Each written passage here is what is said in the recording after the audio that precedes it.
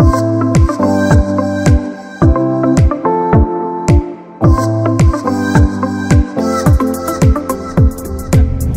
lagi sobat Full Tank sama kita, ada Hafiz di sini, ada Mbak Ivan dan Adit di belakang. Nah, kita bertiga masih di mobil All New Kijang Innova Zenix, terutama yang kita bawa nih tipenya yang paling tinggi nih, tipe Q Modelista. Kalau bisa dibilang tipe Q Modelista nih adalah salah satu yang unik nih di keluarga All New Kijang Innova Zenix, karena bisa dibilang ini adalah pakai trim dress up yang resmi dari Toyota. Dari Toyota. Biasanya tuh pengguna Kijang biasanya ya itu tuh terkenal demen banget modifikasi. Nah, kebetulan kalau kita ngomongin modifikasi, Mbah Ivan nih paling paham nih sejarahnya permodifikasi Kijang gimana. Gimana Mbah Ivan? Sebenarnya itu saya yang pernah jadi chip editor masalah modifikasi. Ayo kita tes gimana? Oke. Jadi kalau kita bicara Kijang ya memang zaman dulu, terutama zamannya Kijang Super dan Kijang Kapsul, itu memang banyak sekali orang yang mau dimodifikasi macam-macam ya. Kalau Kijang Super Kapsul paling ketop itu Alto, all terrain off-road ya gitu. Alto, itu tuh ngetop, jadi Kijang dibikin tinggi, pakai ban pacul, Jeep itulah. Iya, ban pacul over fender. Di mata anak-anak off-road julukannya miring, KST katanya. Apaan tuh? Kijang Sotau. Wih, Kijang Sotau. Ya, tapi itu kan biasa lah. Standar lah ya.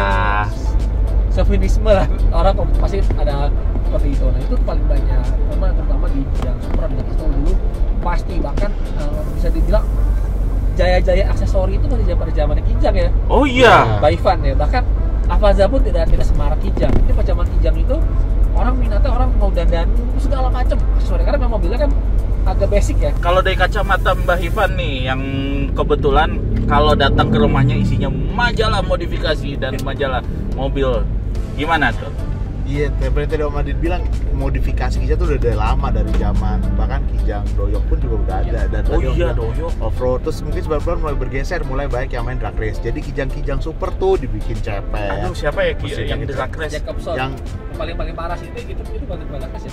Bukan, lebih kontes. Nah, itu kontes dia, yang itu paling parah itu. 2000-an tuh Peter Jacobson bikin Kijang ceper, dan akhirnya Kijang ceper malah baik lagi loh, Kijang kotak ceper. Oh iya. Iya, terus sama Kapsul juga dulu sampai majalah otomotifnya bikin edisi khusus modifikasi Kapsul tuh.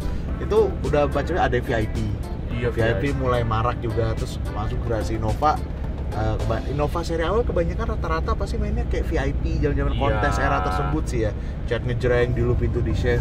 Terus bergeser ke sekarang terakhir Innova Diesel Matic IDM. Cumi-cumi darat. Yang kenceng dan ciri khasnya udah kayak agak-agak ke Thailand ya.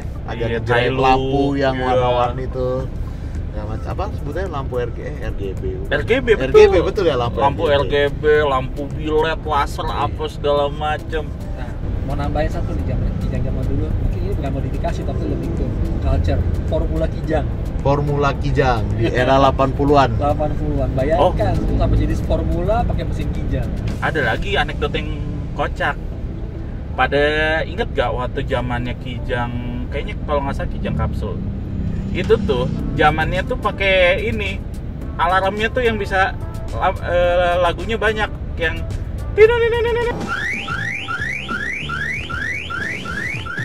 pasti Anda loh pakai kartu non dulu baru bisa. Oh iya. Iya, banyak tuh pilihannya. Karena dulu Kijang banyak kan nggak pakai alarm ya, hanya dia. Nah, kayak LGS aja belum ya? LGS belum. Rista yang udah ada sih. Iya. Seingat saya. Aftermarket tuh rata-rata hidupnya tuh gara-gara Kijang sebenarnya di Indonesia. Iya. Nah, kira-kira ada pengaruh nggak ya kalau dengan banyaknya modifikasi Kijang itu, mungkin dari sisi culture penggunanya atau misalkan dari gaya hidup, gaya pemakaian mobil Kijang ya, gimana tuh kalau misalnya dari kacamata Mbak Ivan sama Pak Adit? Duluan boleh, baru sedikit takut lupa. Apa tuh? Sebenarnya kita bisa melihat fakta menarik adalah 2023 itu paling laku itu adalah varian Innova Modelista. Oh iya. Jadi itu sebenarnya menunjukkan langsung maupun tidak langsung bahwa minat orang terhadap Kijang dress up itu tinggi. mereka langsung beli yang paling mahal. Dan udah langsung dimodif Ya. resmi lah sama Kijangnya, sama Toyotanya. Ini modelista ini dari pertama kali ya. Baifan ya. Pertama kali, tapi bisa termasuk dulu nggak sih, dulu ada Innova Cruiser. Oh iya. Ya, Cruiser, terus ada dulu yang V Limited yang dapat dress up ya, cuma Oke, memang Luxury juga ada. Oh iya, cuma memang dulu belum ada branding kawan, ini kan namanya modelista. Tidak pakai GR. Ya. Betul. Kayaknya paling kalaupun di Reborn itu ada cuman edisi 50 tahun. Ya, yang Cuman yang penambah. B aja gitu. Iya, bukan yang dikasih branding. Ini kayak modelista itu kan brand dari Jepang, brand in-house-nya Toyota yang bikin wow. Dikit ya. Iya, body kit. Oh, modelista itu dari Jepang. Modelista Jepang itu salah satu kasarnya, kalau dulu racing ada TRD, modelista yang elegan. Oh, macam kalau misalnya kayak Brabus kayak gitu-gitu Ya, kali ya. atau di Honda kan mungkin ada dulu ada modulo kan lebih kayak elegan, sporty lah kak. Nissan itu apa? Nissan dulu ini Selain Nismo, Autek. Autek. Autek. Oh, iya benar, Autek dengan grill chrome-nya itu ya. Ya. Jadi melenceng. Gak apa-apa dong, namanya Khasana. Hasanah Otomotif. Iya, apalagi permodifan. Oh. Ya, semoga nanti kapan-kapan kita bisa ngajakin teman-teman anak modif biar ngobrol di sini juga bareng Boleh sama tuh. kita di bincang-bincang mobil. Nah, yang menarik, tadi sempat ngobrolin juga soal Reborn dan ada juga soal terkait cumi-cumi darat nih. Ngerasa nggak sih kalau dengan adanya tren cumi-cumi darat itu lumayan kayak bikin konsumen mobil Kijang tuh antara ragu apakah aku bertahan dengan Reborn, apakah aku pindah ke Zenix? Gimana tuh kalau dari kacamata Mbak Ivan sama Pak Adit? Mbak Ivan dulu deh. Nah, kalau yang saya lihat langsung ya, ini kalau ngomong langsung ke teman-teman, mereka memang melihat Zenix tidak seperti Dieselmatic. Cuma menurut saya itu terjadi di mana saja. Karena orang kalau ada perubahan pasti nggak langsung terima kan, banyak yang lebih resisten. Tapi kalau apakah secara umum berpengaruh? Menurut saya sih enggak ya. Karena modifikasi itu ya memang bukan setengah, katakanlah setengah pembeli Innova itu nanti semua jadi cumi-cumi darat.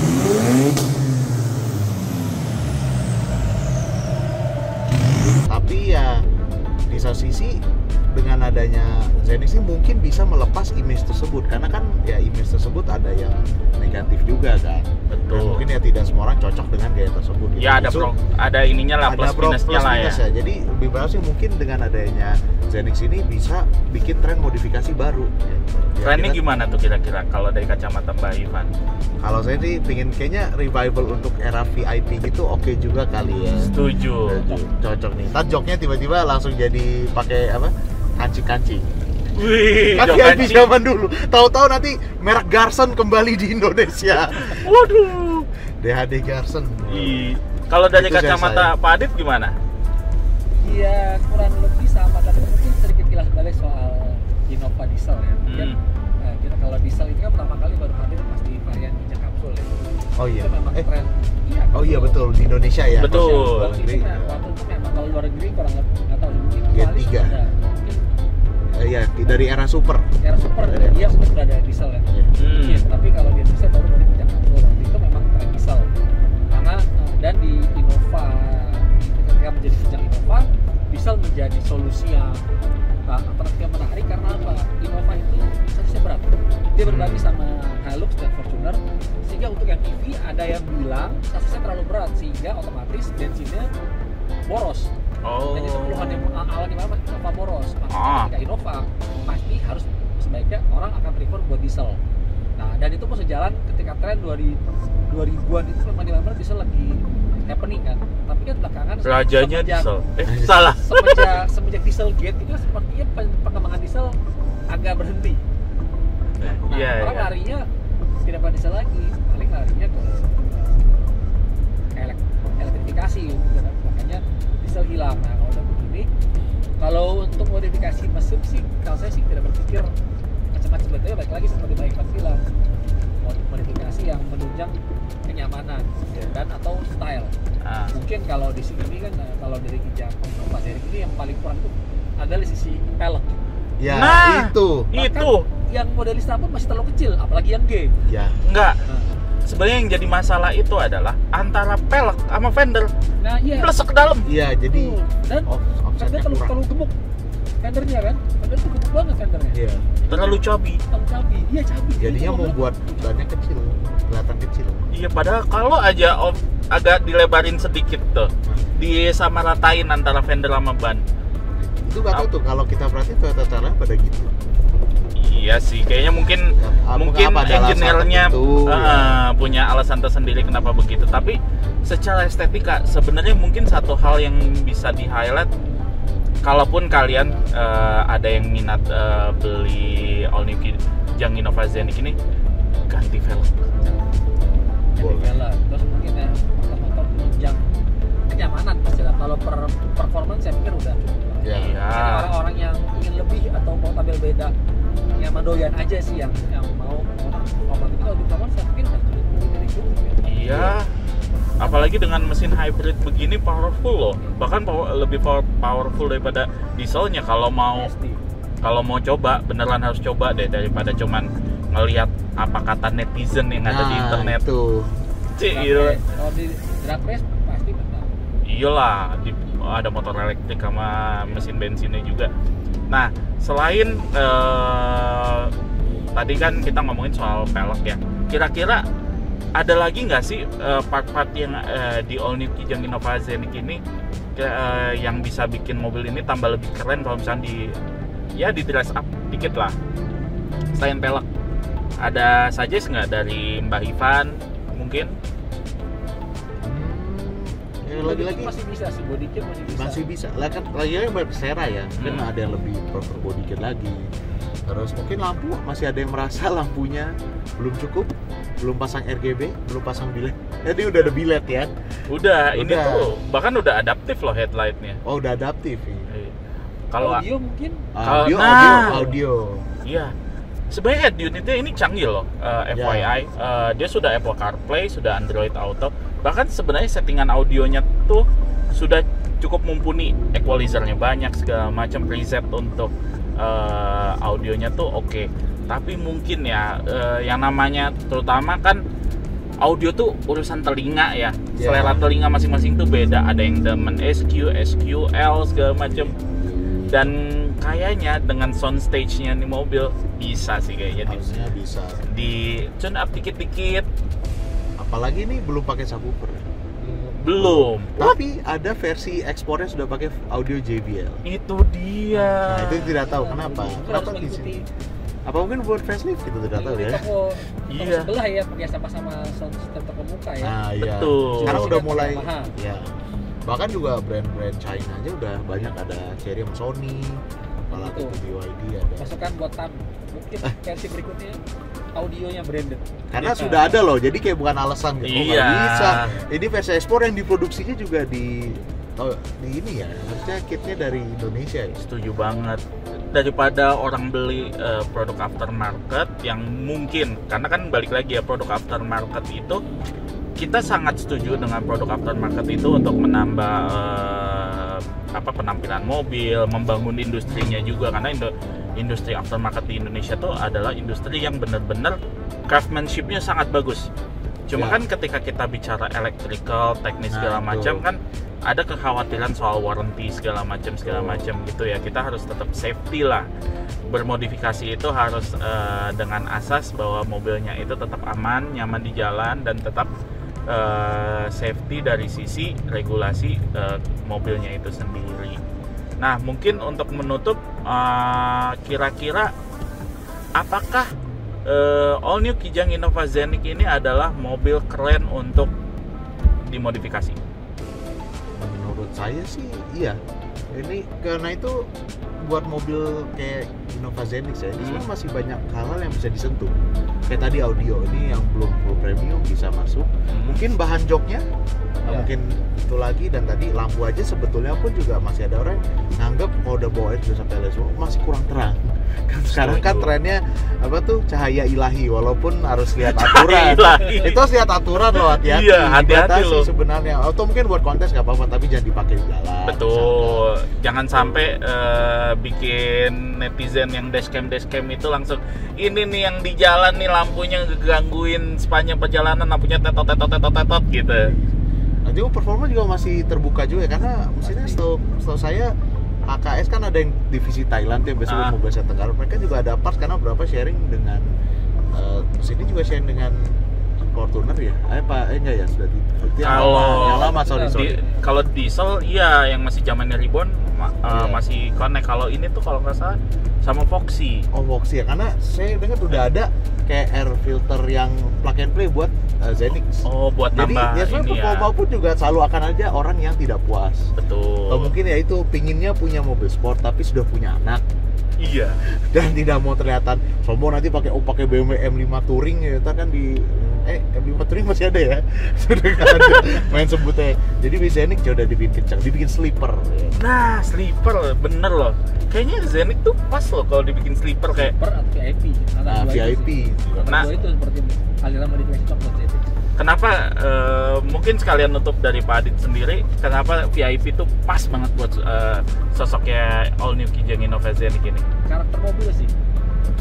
VIP itu kan biasanya cocok untuk mobil yang mobilnya punya karakter mature. Mungkin kan mobil saya agak besar.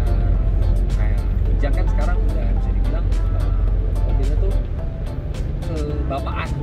bapaan sekali Kijang Innova Zenix ini. Itu tuh kalem, penuh potensi, dalamnya menghanyutkan tapi mukanya itu kalem, kayak berwibawa sekali gitu ya. Nanti cocok sama si VIP sleeper itu orang yang biarlah di jalan diremehkan tapi begitu ditantangin diam-diam tahu zut gitu. Itu cocok banget. Iya. Tentu tak kalau fungsi sebagai mobil keluarga. Benar. Nah mungkin buat sobat full tank kalau misalkan mau modifikasi mobil terutama pengguna Kijang, bisa juga tuh dilihat tuh inspirasi modifikasi yang tepatnya seperti apa. Terutama kalau untuk All New Kijang Innova Zenix kan kalau dari kita rekomendasinya stylenya VIP atau sleeper. Nah mungkin bisa tuh cari-cari di Instagram tema-tema modifikasinya Kijang, karena di Instagram tuh paling banyak deh buat dapetin inspirasi, apalagi nanti langsung ketemu tuh pelek yang pas buat All New Kijang Innova Zenix segala macam. Jadi selain membuat mobil kita lebih ganteng, All New Kijang Innova Zenix kita lebih ganteng, juga mendukung industri aftermarket biar makin berkembang besar gitu. Nah kalau gitu jangan lupa tonton terus siaran dari Bincang-Bincang Mobil bersama saya Hafiz, saya Ivan, saya Adit. Nah jangan lupa kita sekarang selain ada di YouTube Bincang-Bincang Mobil juga ada di Pro TV. Betul. Jadi Pro TV itu adalah channel TV digital yang dimiliki oleh Promedia Technology Indonesia. Dan itu tersebar di seluruh jaringan medianya Promedia. Jadi gampang banget buat nonton kita. Jadi nggak hanya di YouTube. Boleh cari. Iya, di semua medianya Promedia juga ada kita. Jadi 200 ya? Canggih. Mana-mana kita. Pokoknya jangan lupa tonton terus kita. Kalau suka di like, di subscribe, dan suka komen. Lupa. Jangan aja. Atau ide apa yang perlu kita bahas, komen aja. Iya. Nah kalau gitu kita pamit ya. Dah.